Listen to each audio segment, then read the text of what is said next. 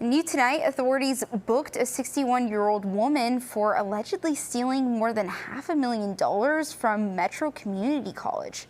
Joyce Tongamata Moana faces a charge of theft by deception greater than $5,000. Records show in December, Metro Community College received a report of a suspected fraudulent payment to a vendor identified as Graham Construction.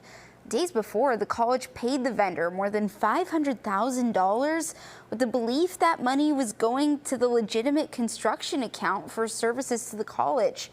However, investigators learned an account had been opened on December 1st in Cornelius, North Carolina, under the name of Graham Construction and Engineering LLC by the 61-year-old.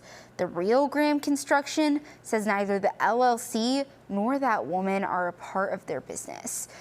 You can see more details about this arrest in the article on our website at firstalerts6.com.